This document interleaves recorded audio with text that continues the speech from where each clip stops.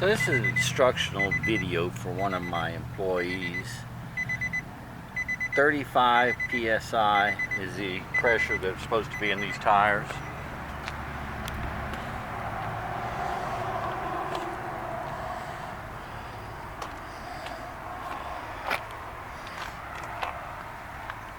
So click the compressor on. You can see it set. Well, if you see, you can set it right here. Minus 34, 33, 34, 35. So you set it for 35 psi. And that's what it's set for. And you can see right now the tire pressure is 14.4. So you turn it on.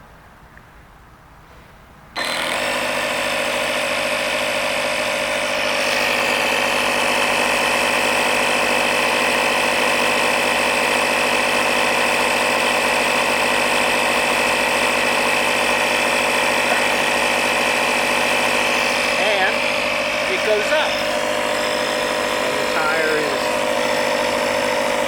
not flat. That's a pretty simple thing.